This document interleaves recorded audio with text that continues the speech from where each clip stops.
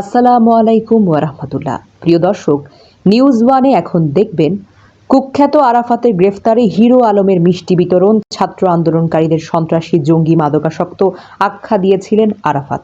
আদালত চত্বরে ইনু মেননকে ডিম জুতা নিক্ষেপ শিরোনামে উল্লেখিত খবরের বিস্তারিত জানতে ভিডিওটি না টেনে দেখতে থাকুন। মোহাম্মদ আলী আরাফাত বৈষম্য বিরোধী ছাত্র আন্দোলনের সময় আন্দোলনকারী শিক্ষার্থীদের সন্ত্রাসী জঙ্গি মাদকাসক্ত আখ্যা দিয়ে বিতর্কিত ও সমালোচিত হয়েছিলেন। পদচ্যুত সাবেক প্রধানমন্ত্রী শেখ হাসিনা সরকারের মন্ত্রিসভার তথ্য ও সম্প্রচার প্রতিমন্ত্রী ছিলেন তিনি। মঙ্গলবার বিকেলে রাজধানীর গুলশান এলাকা থেকে সাবেক তথ্য প্রতিমন্ত্রী মোহাম্মদ আরাফাতকে গ্রেফতার করেছে আইন শৃঙ্খলা বাহিনীর সদস্যরা। এর আগে গত 22 জুলাই সাবেক তথ্য প্রতিমন্ত্রী আরাফাত বলেছেন, আপনারা টেলিভিশন চ্যানেলে যা দেখেছেন, এদের চেহারা, অ্যাপ্রোচ, এক্সপ্রেশন, ড্রেস আপ, কোথাও আপনাদের মনে হয়েছিল কোমলমতি ছাত্র এরা? পুরোটাই বোঝা যাচ্ছে এরা একটা জঙ্গি দল, আসছে, আক্রমণ করছে আর চলে যাচ্ছে। এবং এই ধরনের প্রমাণও পাওয়া গেছে, অনেককে ড্রাগ দেওয়া হয়েছে, এই জন্য তারা বুক পেতে পুলিশের সামনে চলে আসে। এর আগে কয়েক বছর ধরে আওয়ামী লীগের নানা ষড়যন্ত্রমূলক কাজে যুক্ত ছিলেন আরাফাত। টকশোতে আওয়ামী লীগ ও সরকারের পক্ষে কথা বলে একচেটিয়া দালালি করে নজরে আসেন। 2022 সালের ডিসেম্বরের প্রথমবার আওয়ামী লীগের কেন্দ্রীয় কমিটির নির্বাহী সদস্য হন তিনি। আরাফাতের গ্রেফতারের খবরে মহা খুশি বিনোদন কন্টেন্ট ক্রিয়েটর হিরো আলম।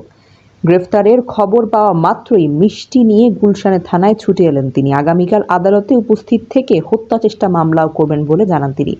থানায় মিষ্টি বিতরণের কারণ জানতে চাইলে হিরো আলম গণমাধ্যমকে জানান, আমি জেনেছি আরাফাতকে গুলশান থানায় নেওয়া হয়েছে, তাই থানার সামনে গিয়ে মিষ্টি বিতরণ করার সিদ্ধান্ত নিয়েছি। এটা আমার কাছে বড় প্রতিবাদ ও আনন্দের বিষয়। মোহাম্মদ আলী আরাফাতের প্রতি হিরো আলমের ক্ষোভের কারণে ঢাকা 17 আসনের উপনির্বাচন। এই নির্বাচনে হিরো আলমের প্রতিদ্বন্দ্বী ছিলেন আরাফাত। নির্বাচনে অংশ নেওয়ায় ভোটের দিন হিরো আলমকে পিটিয়েছেন ছাত্রলীগ ও যুবলীগ। ওই দিন হিরো আলম গণমাধ্যমের কাছে অভিযোগ করেছিলেন আরাফাতের নির্দেশনায় এই হামলা। এই প্রসঙ্গে হিরো আলম বলেন, আপনারা দেখেছেন আমি ঢাকা 17 আসনের উপনির্বাচনের বনানী বিদ্যানিকেতন স্কুল অ্যান্ড কলেজের ভোট কেন্দ্র পরিদর্শনে গিয়েছিলাম। সেখানে আরাফাতের নির্দেশে কিছু লোক আমাকে মেরে ফেলতে চেয়েছিল। দায়িত্বরত পুলিশও আমাকে তাদের হাত থেকে বাঁচায়নি। আমি কোনো মতে বেঁচে ফিরেছিলাম। জাতীয় সমাজতান্ত্রিক দলের সভাপতি ও সাবেক তথ্যমন্ত্রী হাসানুল হক ইনু এবং ওয়ার্কার্স পার্টির সভাপতি রাশেদ খান মেননকে ডিম জুতা নিক্ষেপ ও কিল ঘুষি মেরেছেন বিএনপিপন্থী আইনজীবীরা।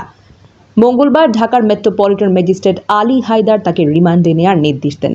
এর আগে ইনু মেননকে আদালত চত্বরে নেওয়া হলে কিছু লোক তাকে লক্ষ্য করে জুতা এবং ডিম নিক্ষেপ করে।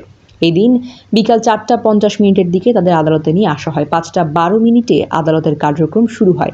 এজলাসে দাঁড়ানো অবস্থায় আইনজীবীরা দুই নেতাকে ডিম নিক্ষেপ করেন। দেয়ালে লেগে ডিম এসে পড়ে ইনু এবং মেননের কাঁধে।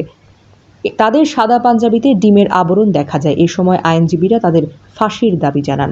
এদিকে তাদের আদালতে নিয়ে আসাকে কেন্দ্র করে আদালত পাড়ায় নিরাপত্তা ব্যবস্থার জোরদার করা হয়। অতিরিক্ত পুলিশ সদস্য মোতায়েন করা হয়, ছিল সেনাবাহিনীও। হাসানুল হক ইনুকে 7 দিন রিমান্ডে নিয়ে জিজ্ঞাসাবাদ করার অনুমতি দিয়েছেন আদালত। রাশেদ খান মেননকে আরও 6 দিন রিমান্ডে নিয়ে জিজ্ঞাসা করার অনুমতি দিয়েছেন আদালত।